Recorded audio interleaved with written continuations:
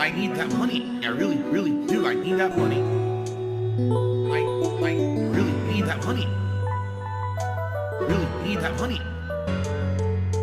I need that money. I really, really do. I need that money. I really need that money. Really need that money. Really, that money. That money. Ridiculous. Like, why? If that's the case, then why not just have it be lower resolution and say, don't play this in 4K? Like, it doesn't even make sense that it looks like that. It's just awful for a modern game. The controls are awful. The inventory system's awful. It's full and rife with bugs. The aiming, the combat, the animations. Like, I could keep going here with how bad this game actually is. Because quite frankly, it's atrociously terrible. Like, over the top bad, ridiculously bad of a game. And yeah, I couldn't believe that in the modern era, this game existed in this form, in any way. Because again, you would think that there's checks and balances against this kind of crap, that Sony would have maybe, I don't know, saw that the game was a scam. And if you're wondering why I'm saying, well, why is the game a scam? Because it blatantly is. The game does not work. Like, to be clear here, it's so full of bugs, it's not playable. Like, I played the first hour of the game. I played the first 20, 30 minutes like 5 times. I couldn't get to a point where the game would work properly. You know what I'm saying? Like, it was bugged out. I would start bleeding for no reason and die, and there's no way to stop the bleeding. The game doesn't save. It's just a mess. It's not a playable game. So I don't know how they're selling it. Like, right now, I think you could still go buy it for $50. Like, how is Sony not on this? Especially because Sony is the only way you can buy it. It's not. I haven't looked at it in a little bit. Let's see. It has over 7,000 views. People hyped it. So because of that, in the last, not even 2 days that the video's been out, it's got consistently good viewership, which is great. Okay? So thank you to anyone who watched the video, who hyped it up, who gave the channel a little bit of bonus attention. That's very nice, considering my videos really don't get many views these days anymore. And let's also be honest, because people immediately clip and post up the content before I do. I'm streaming it live, and immediately people clip it and post it to their channel, stealing it. So people who want to see it right away see it on their channels rather than mine. I know that sounds messed up, but it's true. So here I am with over 7,000 views. In reality, that video probably has around 30, 40,000 views. It's just on other people's channels who stole it. And people don't see the content through my channel. But for those who did and hyped it with their hype points on YouTube, thank you. That's really nice of you.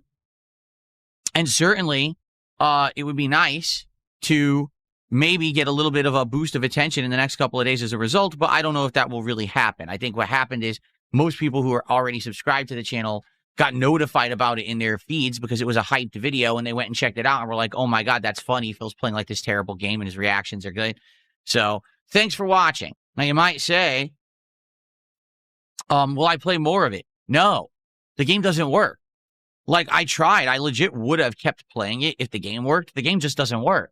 Let's go back to Street Fighter 6 for the first time in a year and see if it works. Oh, people loved the fact that I went back. You know what I'm saying? Like that, it reinvigorated me. It re-energized me. And it made me feel like, here we go, that people like the content again and they're having a good time.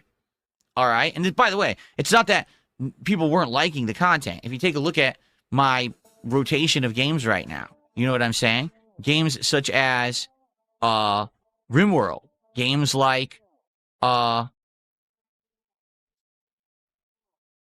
Raiders, which we're playing today, right? Amongst other things, all these games are working. We have like 2-3 games that are doing really well in the rotation.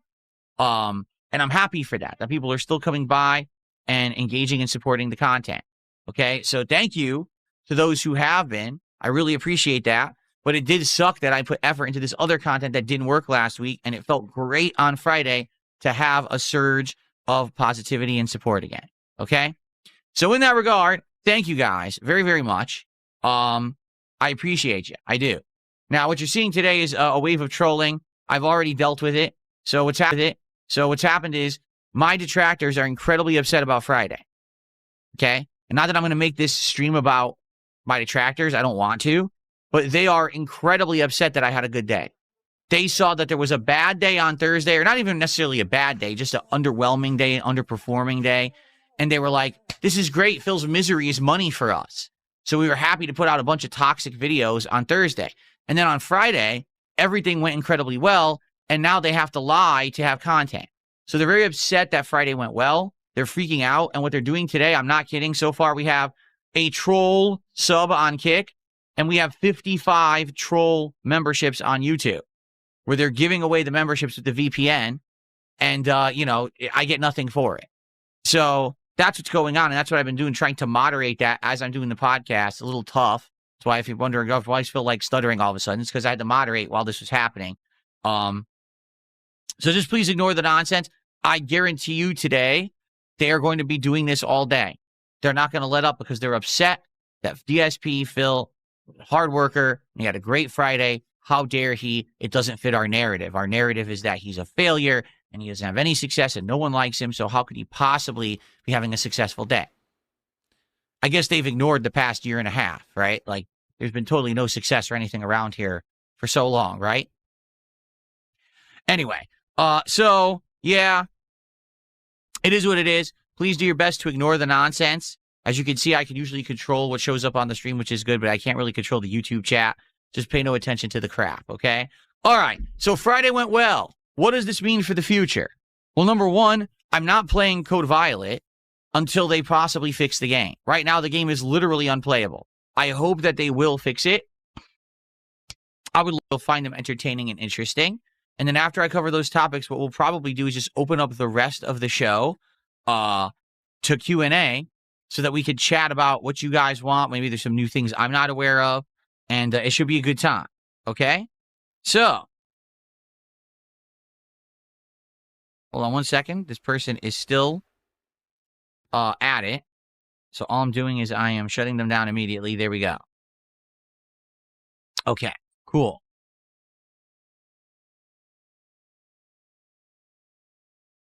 All set. Okay, so shall we begin with the stories that I wanted to cover today? Let's do it. We got 2 stories that I want to cover today before we get to like interaction and Q&A. Okay? Cool. All right. So folks, 2025 certainly was a year of flux for Xbox. Okay? At a time when the industry was basically in a transitional phase where tiny game studios were shining, where either, indie games or AA games were becoming the mainstream success stories of gaming, Xbox was absolutely failing. If you take a look at Xbox game studios in 2025 and you look at the games they put out, we're talking about games like Avowed, games like The Outer Worlds 2, okay, South of Midnight. You may notice something about the games I'm mentioning. All of them were in my disappointing games countdown for 2025, and none of them sold well at all.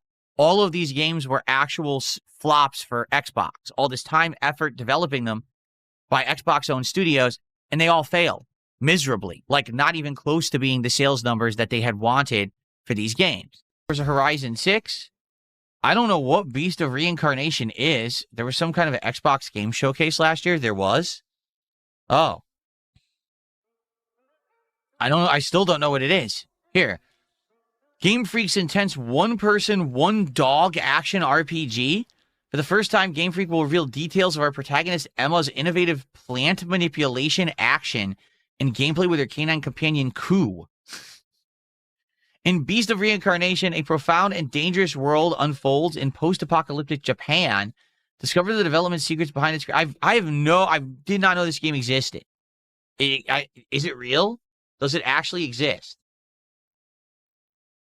Emperor Ferbs and Elder Mod, just so you know, when people do the fake subs, yes, ban the person, but also hit remove so that it removes the subs, or else they're going to keep popping up on the stream. So that's what I've been doing, and then there's no pop-ups because I hit it right away. So yes, please moderate the guy, but then also remove, okay? Thank you. All right, so Game Freak. So who's Game Freak? They make Pokemon. Yeah, that's all they do, right? So I wonder what the hell this is going to be. this new game. I didn't even know about it until this very moment. I had never even heard of it. So a new game from Game Freak. Now, I'll be honest, I am very interested both in Fable and Forza Horizon 6. Fable, I don't believe will be a good game. I'm just being honest at this point. Like, the game's been in development hell for a while. Every time that they show the game off, they never show gameplay. And they just keep showing that the protagonist is like this butt-ugly woman that everyone has already made fun of on the internet saying, you're idiots. Like, what are you doing? So I have zero confidence that Fable will be any good. I'd still like more information on it, but I don't think it's going to be good. Forza Horizon 6, that one I'm excited for. Want to know why? Because I actually have a setup now where I can do a driving game well. We're going to have the wheel, the pedal, the shifter. We're going to be playing Forza Horizon 6 with actual driving controls, which I think is going to be absolutely sick. Plus, of course, on my gaming PC and my current setup, I think the game's going to look and perform amazing. So that's really exciting. I'll be checking out Forza Horizon 6 like that. And I hope that you guys will obviously, check that out when I do play it, hopefully later this year. We'll see. On the 22nd is this developer direct. What time is it? 1 p.m. Eastern, 10 a.m. Pacific. Well, I will not be here at 10 a.m. And in fact, by the time that my podcast starts, likely it'll be over. So maybe what we can do on that day, January 22nd, live on the Level 1 podcast, I will react to the stuff that they reveal. Okay. I hope you guys are enjoying the show. Again, if you are, please like the stream, please engage with the content, and please support it. Right now, Lance Catamaran, thank you for your support this morning, but everything else has come from trolls sending fake subs.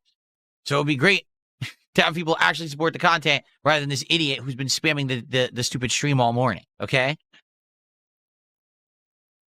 Okay.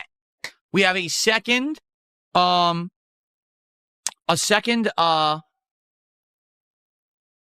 to cover.